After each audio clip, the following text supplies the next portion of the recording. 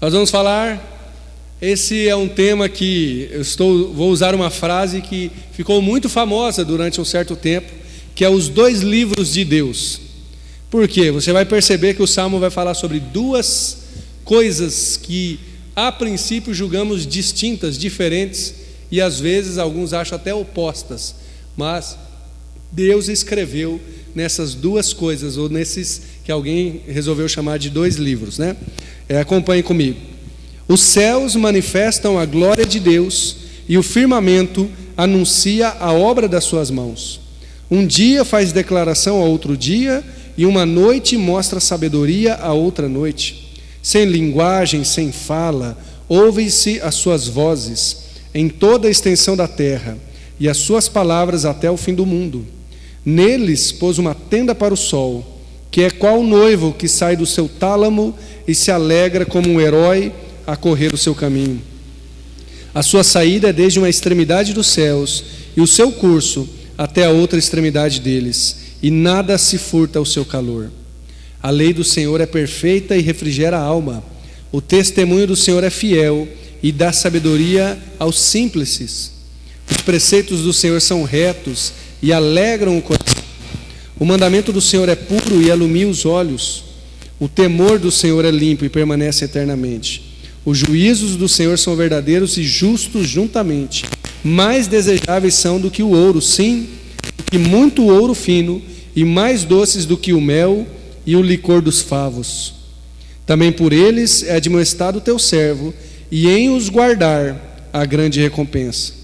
Quem pode entender os próprios erros? Expurga-me tu dos que me são ocultos. Também da soberba aguarda teu servo, para que não se assenhoreie de mim. Então serei sincero e ficarei limpo de grande transgressão. Sejam agradáveis as palavras da minha boca e a meditação do meu coração perante a tua face, Senhor, rocha minha e libertador meu. Amém? Irmãos, nós encontramos aqui, como eu disse, o que é chamado dos dois livros de Deus, ou que Deus escreveu. O primeiro deles é a natureza, é a criação, chamamos de criação. E o segundo é a própria lei de Deus. Obrigado. A natureza e a lei, né? É claro que quando lemos o Salmo, a gente ainda não tinha a Bíblia completa, mas os salmistas já contemplavam especialmente a Torá, os 5 primeiros livros da Bíblia. Por que eles são chamados dos dois livros escritos pelo próprio Deus? Comecemos pela criação, que é o mais difícil de entender, a natureza, né? Sabemos que Deus criou o mundo, com certeza, Gênesis 1, a primeira palavra que você vai ler. Se um dia você nunca tinha lido a Bíblia e ficou curioso, pode ser que você tenha aberto no começo, como a gente faz com qualquer livro, né? E aí você abriu e leu: no princípio criou Deus o céu e a terra. Portanto, a natureza nas Escrituras é tratada como criação de Deus, diferente de outros povos, especialmente ao redor de Israel, que acreditavam que a natureza era um próprio Deus. Hoje nós chamamos isso de paganismo, né? O cristianismo considerou isso paganismo, mas a palavra assim mais técnica é panteísmo. O que é panteísmo? Tudo é Deus, né? Tudo, então a árvore, o pássaro, enfim, Deus está em todos os lugares e tudo é Deus. Nós não cremos nisso e nós sabemos que não é isso, e sim que a natureza foi criada por Deus. E quais são os desdobramentos disso? O primeiro desdobramento dele, por isso que eu digo que às vezes há confusão ou há uma certa intriga com quem não crê no Senhor, porque primeiro é para estudar a natureza. Eu falo isso rapidamente, apenas para pontuar a ideia de ciência. Você sabia que a própria ciência foi criada a partir de uma visão cristã? Porque antes do cristianismo, antes da fé cristã tomar lugar no mundo de fato, como eu falei, as pessoas julgavam que, por exemplo, a árvore era um Deus. Então você não tem como estudar uma árvore e saber que a outra vai ser igual. Por quê? Porque vai que o outro Deus é diferente, entende? Ou vai que nessa semana, aquela divindade, né? Nós sabemos que não são deuses, mas assim se cria. Vai que naquela semana ela estava feliz e aí a árvore dava muito fruto, e na outra semana ela estava triste, e por aí vai. Então se tratava a natureza como se trata o humor de alguém. Não, é por causa da divindade que está assim. E aí, os cristãos, estudando a palavra, falam, não, é criação de Deus. E se Deus criou, existe aí uma regra, existe um padrão, nós podemos estudar, nós podemos ver como que reage. É assim que nasce a ciência de fato, moderna, como é chamado. Mas para nós, talvez, existe uma aplicação um pouco mais pessoal, além do estudo da ciência, da natureza, que já é, claro, extremamente válido. Aliás, eu comentei isso, porque às vezes a gente tem aquela imaginação, de que a pessoa que é cientista, ela é porque ela renegou a Deus. Não, a ciência nasceu por causa dessa visão de ter sido criado por Deus, ter um padrão, porque não é o próprio Deus, mas é a criação dele. Mas e para nós? Os antigos chamariam de contemplação.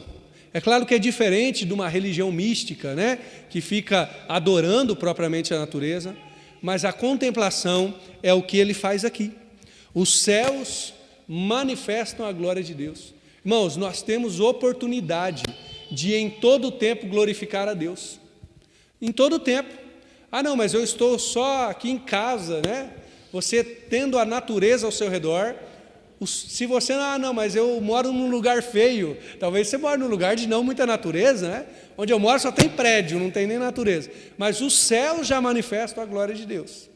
Então o céu você consegue enxergar. Pode ser que não seja tão estrelado como você gostaria, ou pode ser que sim, mas os céus e o firmamento é a ideia de enxergar inteiro o céu, assim, manifestam, dão testemunho do quão grande é o nosso Deus, quão poderoso Ele é.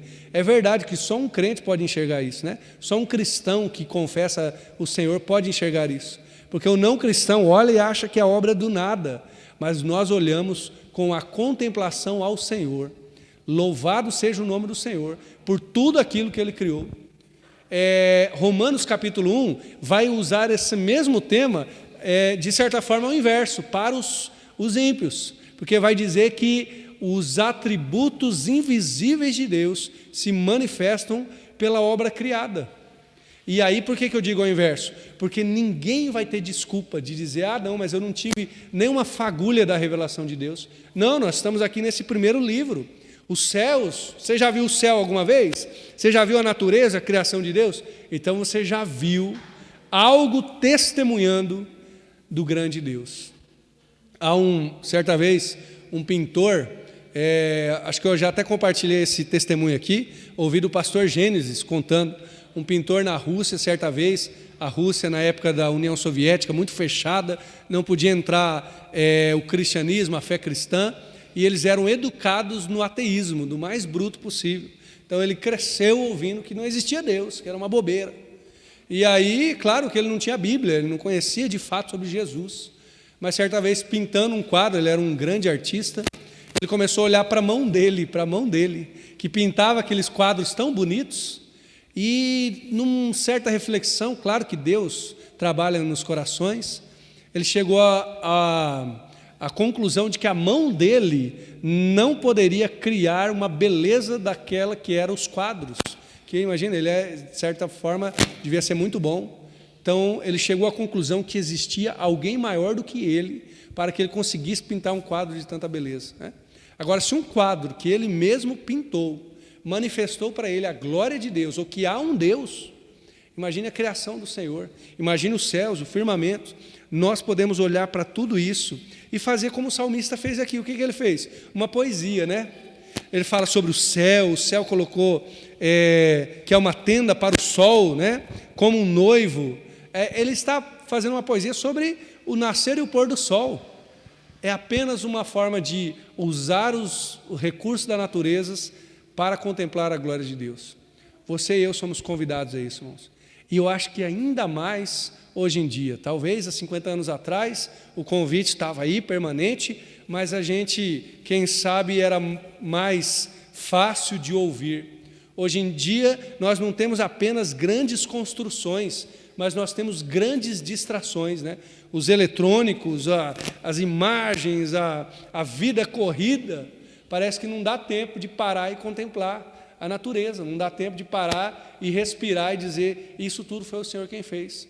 eu acho que a gente se desesperaria menos se a gente usasse o recurso do primeiro grande livro, que é a criação de Deus. Aliás, eu tenho certeza, porque Jesus disse isso, né? Ah, você está ansioso? Dá uma olhadinha no pássaro, né? Me lembro que falando sobre o Sermão do Monte, comentei esse texto, né? O passarinho, olha, eles não semeiam nem colhem, mas Deus alimenta eles. Você está com dificuldade de saber o que você vai vestir? Olha os lírios do campo. Jesus fez o quê? Jesus olhou o livro da criação e disse, ele testemunha da glória de Deus. Talvez eu e você precisamos fazer esse exercício em nosso olhar. Diz o próprio Jesus, quando o olho é treva, o corpo todo é treva. Quando o olho é luz, o corpo todo terá luz. Então que o nosso olhar olhe para a criação de Deus e diga, o Senhor é bom, é poderoso, é gracioso. Deus é um grande artista, né? Só falta olhar o pôr do sol, só falta a gente ver a assinatura ali, né, de Deus, porque todo quadro tem, né, assinatura do autor, mas já é suficiente para a gente ver os atributos, ou contemplar, né, perceber os atributos invisíveis de Deus na obra criada. Mas, irmão, se fosse só isso, nós já seríamos mais agraciados do que merecemos. Eu e você não merecemos pôr do sol, não merecemos natureza, não merecemos um ar puro ao respirar, mas existe mais ainda. O quê? O que é chamado do segundo livro, ou do outro livro de Deus, que de fato é o quê? O livro da lei, que começa no verso 7. E se você reparar, eu não vou relê-lo aqui, mas existem inúmeros elogios, inúmeras formas de tratar a lei do Senhor. A lei do Senhor é perfeita, o testemunho do Senhor é fiel, os preceitos do Senhor são retos, o mandamento do Senhor é puro, o temor do Senhor é limpo, e por aí vai. O salmista está fazendo um resumão daquilo que será apresentado com ainda maior maestria no Salmo 119. De vez em quando eu leio uma porção aqui do Salmo 119, e o que acontece lá, está acontecendo aqui, ele usa vários termos para descrever as Escrituras. Lei, preceito, testemunho, juízo, mandamento, todas formas de dizer assim, preste atenção nisso, né? Quando a Bíblia repete alguma coisa, meu irmão, isso é importante demais, né? E as Escrituras estão dando testemunho da lei do Senhor. Se na criação, nós poderíamos ver a mão de Deus já, e nos retirar a ansiedade, e nos fazer ter uma vida mais tranquila, percebendo a graça dEle, imagine na lei do Senhor, irmãos. Imagine na sabedoria de Deus escrita para conosco.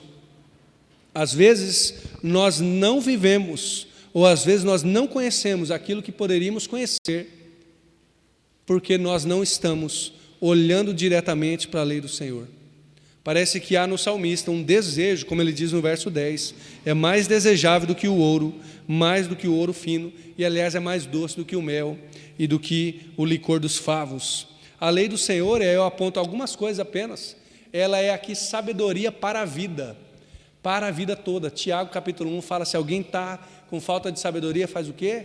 Peça a Deus, que a todos dá liberalmente, não lança em rosto. E essa sabedoria pode ser encontrada como um grande oceano que podemos mergulhar nas Escrituras Sagradas. Falta alguma coisa para nós? Se falta, poderemos encontrar sabedoria nas Escrituras. Ela é sabedoria para a vida. Eu costumo dizer que, por vezes eu imaginava que Deus era melhor, vamos dizer assim, poderia me ajudar naquilo que eu sou ruim. E é claro que Ele pode fazer isso, né? Então eu não tenho sabedoria, por exemplo, em uma determinada área da minha vida. Eu não tenho sabedoria na organização do tempo. Então eu vou lá e peço a Deus, Ele me ajuda a organizar o tempo. E isso é sabedoria para a vida. Mas existe outra coisa, irmãos, que eu percebi gradativamente, e só não percebi, é claro, porque era fruto do meu orgulho. O Senhor Jesus é muito melhor do que eu, até naquilo que eu sou bom, ou que eu me julgo bom. Eu sou bom em tal área, e eu ainda posso encontrar rios e rios de sabedoria nessa área que eu julgo ser bom. Então pensa aí rapidamente, tá? Qual área da vida você viveu sempre capengando? Eu sou ruim na organização, eu sou ruim, sei lá, no estudo, eu sou ruim no trabalho, no relacionamento. Existe sabedoria de Deus para esta área da sua vida. Mas pense em uma área que você é bom, que você pode dar aula, que eu dou o microfone aqui para você, você fica 1 hora ensinando e não gasta tudo. Jesus é mais sábio do que você nisso. E você ainda precisa aprender, porque existe sabedoria para a vida, em tudo, recursos infinitos. Mas a lei do Senhor tem uma sabedoria ainda mais profunda. Qual? Sabedoria para a salvação. Quando o apóstolo Paulo escreve a Timóteo, fala: Timóteo, desde a meninice, você sabe as sagradas letras que podem tornar-te sábio para a salvação. Paulo está relacionando isso, a criação de Timóteo, com a sua avó Eunice, não, a sua avó Lloyd, né, e a sua mãe Eunice. E as sagradas letras ali, há uma certa interpretação do que é. Alguns dizem que era aprender o hebraico, as letras hebraicas, né? Então o Aleph, Bet, Gimel é o alfabeto hebraico. Então, por saber o alfabeto, mas é muito provável que não seja essa a explicação de fato. Sagradas letras parece ser as escrituras sagradas. Parece ser, no caso de Timóteo ali, como estava sendo escrito ainda no Novo Testamento, tudo que era do Antigo, a lei, os profetas, o próprio Salmo que estamos lendo. Olha o que Paulo vai dizer para Timóteo, irmãos. As sagradas letras vão fazer ele sábio para a salvação. E eu uso, o melhor exemplo que eu posso dizer é o da minha vida. Eu brinco que eu fui uma das pessoas que mais demorou para se converter, que mais teve que ser investido na minha vida. Demorou 10 anos de evangelismo para eu me converter. 10 anos sendo evangelizado todos os dias para eu me converter. Sabe com quantos anos eu me converti, né? Muitos irmãos que sabem, com 10 anos, né? Por que eu digo isso? Porque os meus pais me criaram na Sagrada Letra. E criar na Sagrada Letra não converte ninguém.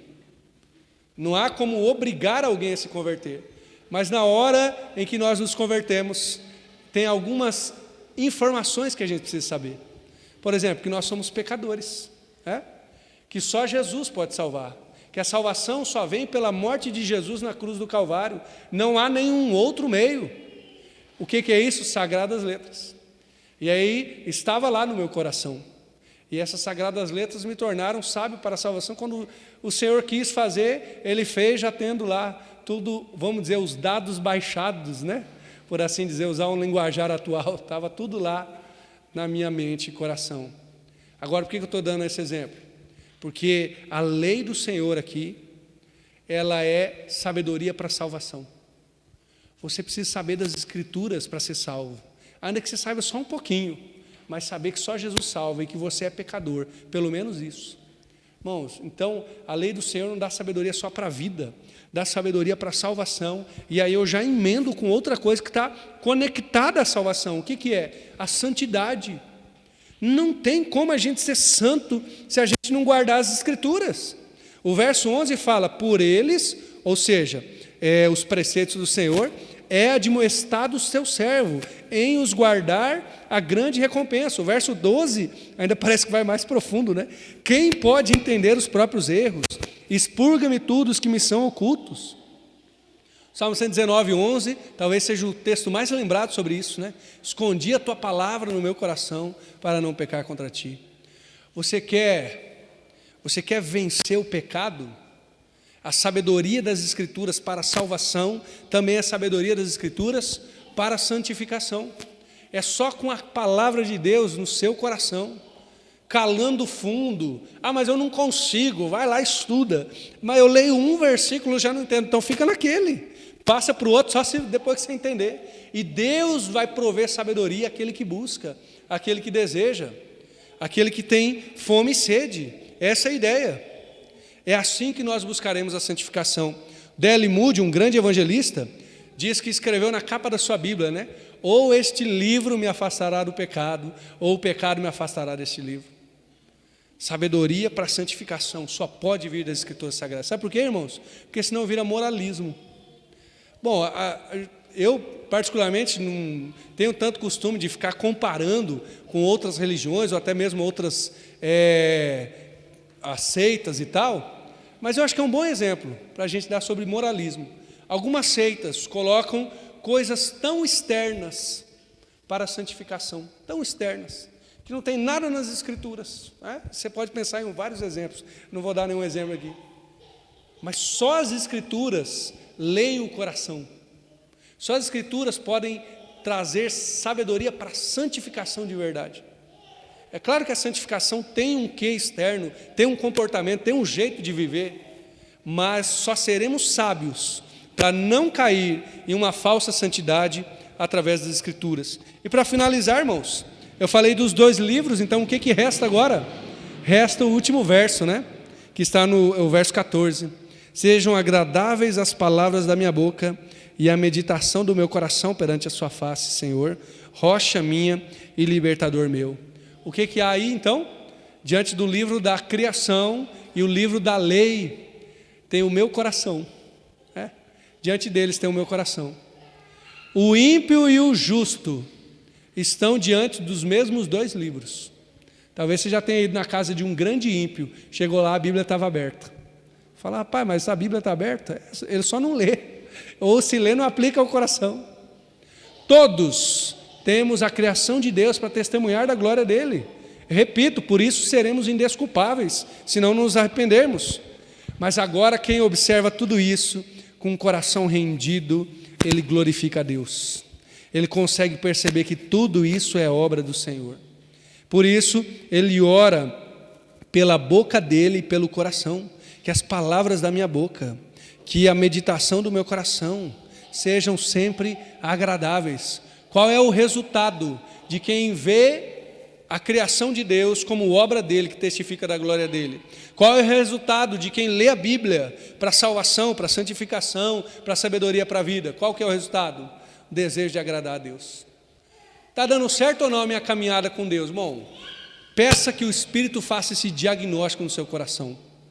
Você está se tornando mais desejoso de agradar a Deus, né? Poderia dizer que essa é a pedra de toque, este é vamos dizer assim, a prova dos 9, como diria antigamente, né? O seu coração está desejando agradar mais e mais a Deus ou não? Porque é assim que o salmista termina o testemunho dos 2 livros, né? Que seja agradável, Senhor, a palavra dos meus lábios e o meditar do coração. Não há nada que eu, como pastor, possa fazer, que você, como próximo a alguém, né? Um pai pelo um filho pela mãe, podemos testemunhar, sim, podemos falar, inspirar, mas somente você diante de Deus pode decidir colocar a palavra de Deus no seu coração, e colocar o amor do Senhor, torná-lo cada dia mais desejável para você. Então a pergunta, apesar da gente estar em comunidade, ela é também bastante pessoal. Deus está se tornando, Cristo está se tornando mais desejável a você? Você está desejando agradar mais e mais o Senhor cada dia? A vontade de Deus, ou melhor, aquilo que Deus pensa sobre você, está se tornando cada dia mais e mais importante? Essa é, creio eu, a prova dos 9, né? Essa é, assim, talvez a diferença naquele que está enxergando o Senhor, na criação e na lei dele. Por isso eu quero orar com você, que o Espírito de Deus fale aos nossos corações, né? E que o meu e o seu coração seja esquadrinhado hoje. Que a gente não é limpo de mão e puro de coração, sozinho, somente através de Jesus, mas que a gente ore, Senhor, purifica de fato o meu coração, limpa de fato as minhas mãos, para que eu deseje agradar o Senhor. Vamos orar? Senhor Deus, nós aqui, Senhor, todos nós, como diz o profeta Isaías, as nossas melhores obras de justiça são trapos de imundícia.